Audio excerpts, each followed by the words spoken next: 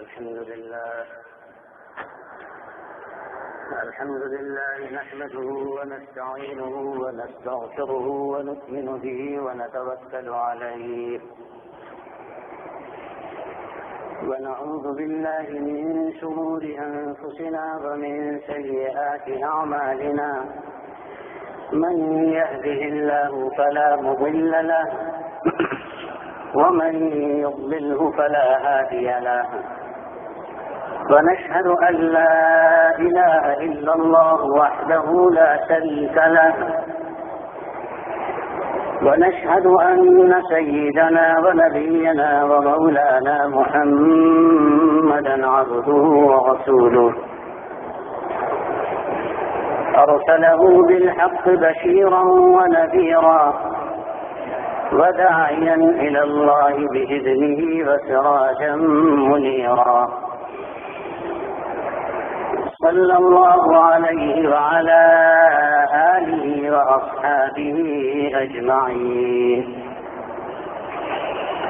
أما بعد فأعوذ بالله من الشيطان الرجيم بسم الله الرحمن الرحيم إذا جاء نصر الله والفتح ورأيت الناس يدخلون في دين الله أفواجا فسبح بحمد ربك واستغفره إنه كان توابا صدق الله العظيم. بزرگان محترم اور برادران گرامی، اس وقت میں نے سورۃ النصر کی تلاوت کی ہے. اس سورت میں اللہ تبارک و تعالی نے ارشاد فرمایا ہے، جب اللہ کی مدد اور فتح آ جائے اور اے پیغمبر آپ دیکھیں کہ لوگ اللہ کے دین میں فوج در فوج داخل ہو رہے ہیں، تو آپ اپنے رب کی ثنا کرتے ہوئے اس کی تسبیح بیان کیجیے اور اس سے مغفرت کی دعا کیجیے. یقیناً وہ توبہ قبول کرنے والا ہے. آج ماہ ربیع الاول کا دوسرا جمعہ ہے. ماہ ربیع الاول کی 3 بڑی اہم خصوصیات ہیں. پہلی خصوصیت یہ کہ اسی ماہ میں رسول اکرم حضور خاتم النبیین حضرت احمد مجتبیٰ محمد مصطفیٰ صلی اللہ علیہ وسلم کی ولادت کا سعادت ہوئی. آپ اس دنیا میں تشریف لائے. دوسری خصوصیت یہ کہ اسی ماہ میں آپ نے مکہ مکرمہ سے مدینہ طیبہ کی طرف ہجرت فرمائی. اور تیسری خصوصیت یہ کہ اسی ماہ میں حضور کی وفات ہوئی. گویا ربیع الاول ولادت، ہجرت اور وفات کا مہینہ ہے. ان کی ولادت رحمت، ان کی ہجرت رحمت، ان کی وفات رحمت، ان کا خاتم النبیین ہونا رحمت، مبارک زندگی کی ایک ایک ادا رحمت، ان کی ایک ایک شان رحمت کیوں نہ ہو کہ وہ سراپا رحمت للعالمین ہیں. وما ارسلناک الا رحمت للعالمین. آج کے خطبے کا موضوع وفات شریفہ ہے. اسی بہانے آپ کچھ رولیں گے. بڑے مبارک ہیں وہ آنسو جو کبھی اللہ کی یاد میں اس کے خوف سے نکلتے ہیں. بڑے قیمتی ہیں وہ آنسو جو نبی پاک کی محبت میں ایک عاشق رسول کی آنکھ سے گرتے ہیں. ابھی آپ نے سورۃ النصر کی تلاوت اور اس کا ترجمہ سنا. حضور نے جب یہ سورت صحابہ کے سامنے تلاوت فرمائی تو تمام صحابہ اس کو سن کر خوش ہو گئے، مگر ام رسول حضور کے چچا حضرت عباس بن عبد المطلب رونے لگے. آپ نے فرمایا چچا جان روتے کیوں ہیں؟ انہوں نے عرض کیا یا رسول اللہ اس میں آپ کی وفات کی خبر دی جا رہی ہے. فرمایا سچ کہتے ہو، قرآن کہتا ہے وما كان لنفس ان تموت الا باذن الله كتابا مؤجلا.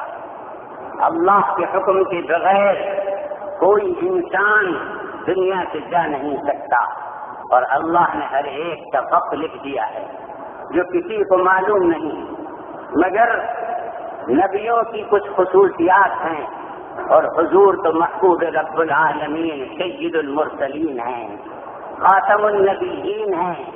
آپ کی خصوصیات کا کیا کہنا؟ وفات شریفہ سے 6 ماہ پہلے یہ سورت نازل ہوئی تھی، اور حضور سمجھ گئے تھے کہ دنیا سے روانگی کا وقت قریب ہے. امیر المؤمنین فی الحدیث رئیس المحدثین سیدنا حضرت امام بخاری، رئیس المفسرین ترجمان القرآن سیدنا حضرت عبداللہ بن عباس سے روایت کرتے ہیں کہ سورۃ النصر کا نزول وفات کی اطلاع ہے، جس کا علم حضور کو پہلے دے دیا گیا تھا. اللہ کی حمد و ثنا، اس کی عبادت و بندگی میں پہلے ہی کیا کمی تھی، مگر اس خبر سے تو اس میں اور اضافہ ہو گیا. مثال کے طور پر سن 10 ہجری رمضان مبارک میں حضور نے 20 دن کا اعتکاف فرمایا، جبکہ آپ ہر سال 10 دن کا اعتکاف فرماتے تھے. اس سال آپ نے حضرت جبریل امین علیہ السلام کے ساتھ قرآن کریم کا 2 مرتبہ دور کیا، جبکہ ایک بار دور فرماتے تھے. اسی سال حضور نے حج کیا، جس کو حجۃ الوداع کہتے ہیں، اور بعض مواقع پر ایسے جملے ارشاد فرمائے جن سے یہ معلوم ہوتا تھا کہ اس جہان فانی کے باشندگان کو آپ الوداع کہنے والے. یمن کے لوگوں نے قاضی طلب کیا تو حضور نے حضرت معاذ بن جبل کو روانہ فرمایا، اور ان کو خبر دی کہ معاذ آئیں گے جب تم مدینے آؤ گے تو میری قبر کی زیارت کرو گے.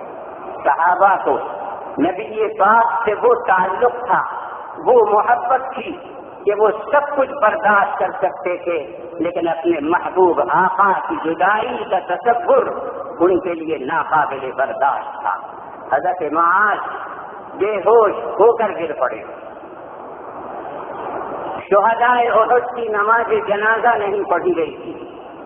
تمام غزوات میں غزوہ احد ایسا غزوہ ہے جس میں حضور کو اور صحابہ کو سب سے زیادہ تکلیفوں کا سامنا کرنا پڑا. سفر سن 11 ہجری میں حضور آخری بار ان کی قبروں پر تشریف لے گئے، اور 8 سال کے بعد ان کی نماز جنازہ پڑھی. دیکھیے بخاری شریف کتاب الجنائز، اور حضور ان سے ایسے رخصت ہوئے جیسے دنیا سے جانے والا اپنے زندہ رشتے داروں سے رخصت ہوتا ہے. وہاں سے واپس آئے اور منبر پر تشریف لائے، خطبہ دیا اور ارشاد فرمایا لوگوں میں تم پر گواہ ہوں، تمہارا میر کارواں ہوں، قسم وحدہ لا شریک کی میں اس وقت حوض کوثر پر کھڑا ہوں اور اسے دیکھ رہا ہوں. تم سے ملاقات کا وعدہ حوض کوثر پر ہے. مجھے اس بات کا ڈر نہیں کہ تم مشرک ہو جاؤ گے، لیکن اس بات کا ڈر ہے کہ تم دنیا طلبی میں آپس میں اختلاف کرو، اور تمہارا آپسی اختلاف تم کو اسی طرح ہلاک کر دے گا جس طرح پچھلی قومیں ہلاک ہوئی. 29 صفر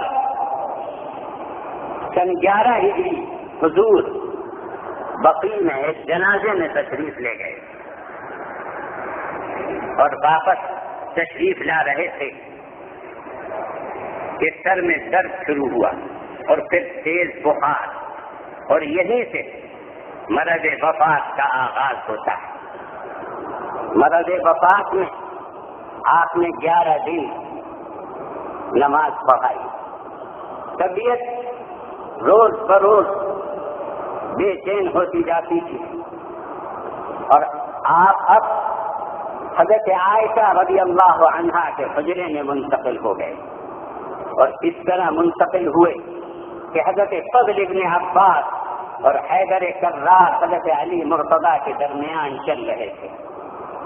سر مبارک پر پٹی بندھی ہوئی تھی اور قدم زمین سے کھسکتے جاتے تھے۔ اس کیفیت کے ساتھ آپ حضرت عائشہ کے حجرے میں تشریف لائے، اور حیات مبارکہ کا آخری ہفتہ یہی گزارا، جس میں اقدس پر ہاتھ پھیرتے ہوئے پڑھتے اذهب عني البأس رب الناس واشف انت الشافي لا شفاء الا شفاؤك شفاء لا يغادر سقما، اے نسل انسانی کے پروردگار صحت دے دے، اصل صحت وہی ہے جو تو عطا فرمائے، بیماری کو دور کر دے۔ اور فرماتے چلے جائیے، یہ مرض وفات کا تذکرہ ہے، اور اس موقع پر بھی یہ تعلیم دی جا رہی ہے کہ دعا و فریاد صرف اللہ سے کرو، کیونکہ صحت و عافیت کا دینا، مصیبتوں کا دور کرنا اور غموں کا مٹا دینا صرف اللہ کا کام ہے۔ وہ رسول محترم جن کی دعاؤں سے بیماروں کو شفا ملی، آج وہ خود بیمار ہیں۔ صدیقہ عائشہ رضی اللہ عنہا سورہ فلق اور سورہ ناس اور دوسری دعائیں پڑھ کر آپ پر دم کرتی رہتی تھی۔ وفات مبارکہ سے 5 دن پہلے بخار میں اور اضافہ ہو گیا، صحابہ معذب کھڑے ہیں۔ جب ذرا ہوش آیا تو فرمایا کہ مجھ پر ٹھنڈا پانی ڈال دو، شاید اس سے مجھے سکون ملے۔ صحابہ حضرت حفصہ کے ہاں سے ایک ٹب لاتے ہیں اور حضور کو اس میں بٹھا کر اوپر سے ٹھنڈا پانی ڈالتے ہیں۔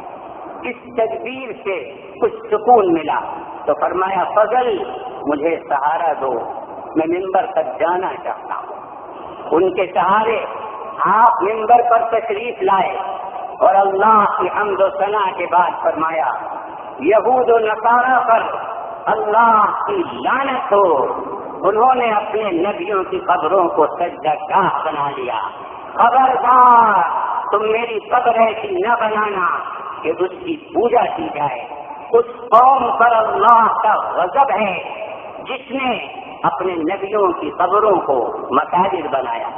پھر آپ منبر سے نیچے تشریف لائے، ظہر کی نماز پڑھائی، نماز کے بعد پھر منبر پر تشریف لے گئے، پہلی باتیں دہرائیں اور فرمایا میں تمہیں انصار کے بارے میں وصیت کرتا ہوں کہ ان کے ساتھ اچھا سلوک کرنا، انہوں نے اپنا حق پورا کر دیا، ان میں جو نیکی کرنے والے ہیں ان کے ساتھ اچھا سلوک کرنا اور خطا کرنے والوں سے درگزر کر دینا۔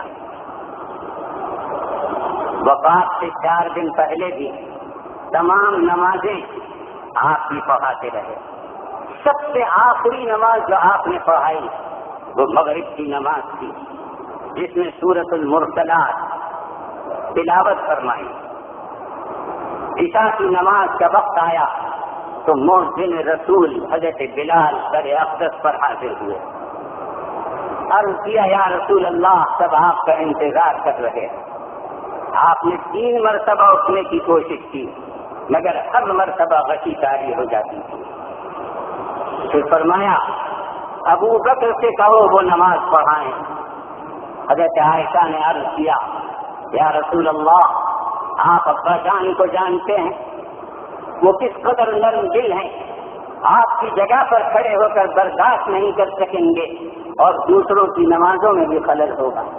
پھر فرمایا ابو بکر سے کہو وہ نماز پڑھائیں، اللہ اور اس کے رسول ابو بکر کی امامت کو پسند کرتے ہیں۔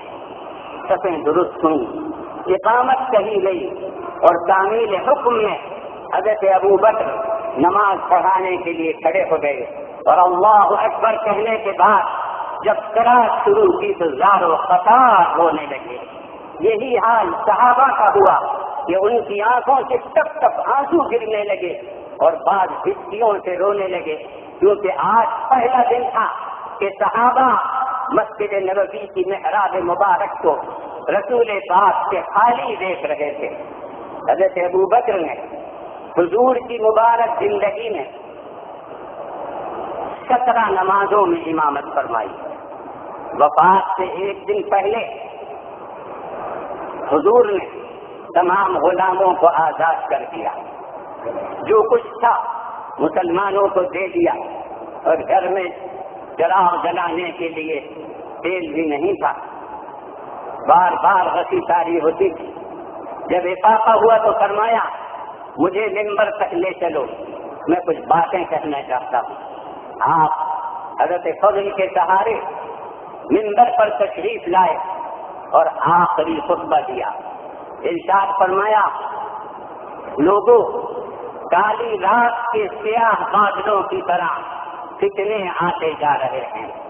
قسم وحدہ لا شریک کی تم مجھے کوئی الزام نہیں دے سکتے. میں نے وہی چیز حلال کی ہے جسے قرآن نے حلال بتایا، اور وہی چیز حرام کی ہے جس کو قرآن نے حرام کہا. پھر فرمایا اے ہم رسول عباس ابن عبد المطلب، تم آخرت کے لیے کچھ کر لو. اے اولاد ہاشم، اے صفیہ محمد کی پھوپھی، اور اے فاطمہ، میں اللہ کے مقابلے میں تمہیں بچا نہیں سکتا. پھر فرمایا تم میں سے اگر کسی کو مصیبت کوئی پیش آئے تو میری موت کو یاد کر لینا، کیونکہ وفات رسول سے بڑھ کر کوئی غم نہیں ہو سکتا. اس کے بعد فرمایا اگر میں نے کسی کی پیٹھ پر کوڑا مارا ہے تو میری یہ پیٹھ حاضر ہے، وہ بدلہ لے لے. اگر میں نے کسی کی آبرو ریزی کی ہے تو یہ میری آبرو موجود ہے، وہ بدلہ لے لے. مگر دنیا کا حق آخرت میں طلب نہ کرنا. اور فرمائیے آخر وقت میں حقوق العباد کی کیسی تعلیم دی جا رہی ہے. حضرت انس راوی ہیں کہ وفات سے ایک دن پہلے بروز اتوار فجر کی نماز کے وقت رسول اکرم صلی اللہ علیہ وسلم نے پردہ ہٹایا، دیکھا صحابہ کی صفیں ہیں. حضرت ابوبکر امامت فرما رہے ہیں، لبوں پر مسکراہٹ آ گئی. حضور آگے بڑھے، صحابہ خوش ہوئے کہ سرکار تشریف لا رہے ہیں، مگر آپ نے پھر اشارے سے فرمایا کہ تم اپنی نماز پوری کرو. اور آپ حجرہ مبارک میں واپس تشریف لے آئے اور پردہ ڈال دیا. اس کے بعد دوسری نماز کا وقت نہیں آیا. دن چڑھا تو حضرت فاطمہ کو بلایا. وہ متفکر و پریشان حاضر ہوئی. پوچھا ابا جان کیسے مزاج ہیں؟ سرکار نے ان کے کان میں فرمایا کہ عائشہ یہ میرا آخری وقت ہے. وہ سن کر رونے لگی. پھر ان کے کان میں فرمایا کہ میرے خاندان میں سب سے پہلے تم ہی مجھ سے ملو گی. یہ سن کر ذرا مسکرائیں. نوجوانوں نے جنت کے سردار حضرت امام حسن حضرت امام حسین کو بلایا. دونوں نواسے آئے، سلام کیا اور نانا جان کے پاس بیٹھ کر رونے لگے. حضرت حسن نے اپنا منہ حضور کے چہرے پر رکھ دیا اور حضرت حسین نے اپنا سر حضور کے سینے پر رکھ دیا. روتے جاتے تھے. ان کے رونے سے دوسرے لوگ بھی رونے لگے اور ادھر حضور بھی رونے لگے. حضرت ام سلمہ نے عرض کیا یا رسول اللہ آپ روتے ہیں؟ فرمایا امت پر رحمت و شفقت کی وجہ سے روتا ہوں. ازواج مطہرات کو بلایا، ان کو نصیحتیں فرمائیں. حضرت عباس نے فرمایا حضرت علی سے کہ علی جاؤ اور صحابہ کو بلا لاؤ. سرکار یاد فرماتے ہیں. صحابہ غمگین حاضر ہوئے اور حضور کے آس پاس بیٹھ گئے. آپ نے ایک نظر ان پر ڈالی اور فرمایا میں تم کو اللہ کے حوالے کرتا ہوں، میں تمہارے لیے بشیر و نذیر ہوں. اللہ نے میرے اور تمہارے لیے فرمایا تلك الدار الآخرة نجعلها للذين لا يريدون علوا في الأرض ولا فسادا والعاقبة للمتقين. یہ آخرت کا گھر ہم ان لوگوں کو دیں گے جو زمین میں اپنی بڑائی نہیں بتاتے اور فساد نہیں مچاتے، اور اچھا انجام پرہیزگاروں کا ہے. حضرت امام حسن سے روایت ہے کہ وفات سے 3 دن پہلے سے حضرت جبریل امین برابر مزاج کرسی کے لیے حاضر ہوتے رہے. تیسرے دن جب حضرت علی حاضر ہوئے تو عرض کیا یا رسول اللہ ایک اور فرشتہ اور ملک الموت بھی حاضر ہیں، اجازت ہو تو ان کو بھی اندر بلا دیں. آپ نے فرمایا بلا دو. ملک الموت نے سلام عرض کیا اور عرض کیا یا رسول اللہ مجھے اللہ تبارک و تعالی نے یہ حکم دیا ہے کہ اگر آپ اجازت دیں تو روح اطہر کو جسم اقدس سے جدا کروں، اور اگر آپ اجازت نہ دیں تو میں واپس چلا جاؤں. مجھے یہ حکم ہے کہ آپ کے ہر فرمان کی تعمیل کروں. بھلا یہاں کہاں انکار ہو سکتا تھا، جہاں اللہم الرفیق الاعلیٰ کی دعائیں ہو رہی تھیں اور زبان پر مع النبیین والصدیقین والشہداء والصالحین کے الفاظ تھے. حضور نے اجازت دے دی، انہوں نے اپنا کام شروع کیا. تھوڑی تکلیف محسوس ہوئی، آپ نے فرمایا ٹھہر جاؤ. وہ رک گئے. سرکار نے دریافت فرمایا کہ کیا موت کے وقت اور انسانوں کو بھی ایسی تکلیف ہوتی ہے؟ ملک الموت نے عرض کیا یا رسول اللہ یہ جائے ادب ہے، یہ ادب کا مقام ہے کہ میں نے صرف اپنی انگلی آپ کے مبارک سینے پر رکھی ہے اور انسانوں کی روح کو میں ایسے نکالتا ہوں کہ اپنے دونوں گھٹنے ان کے سینے پر جما دیتا ہوں.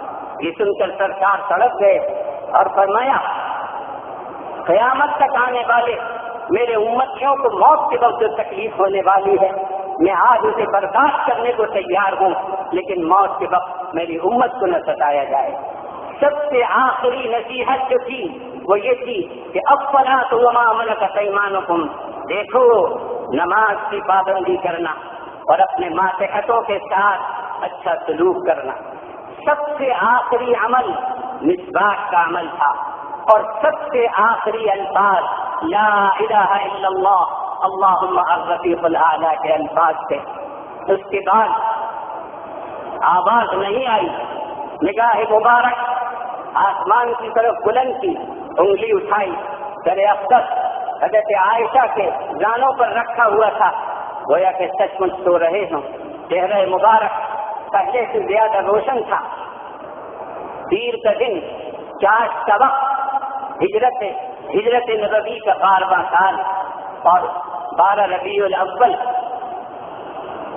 کہ روح مبارک پرواز کر گئی. عمر مبارک 63 سال 4 دن جس نے بھیجا تھا اسی نے اپنے پاس بلا لیا، اور ایسی مہک اٹھی کہ پورا ماحول معطر ہو گیا.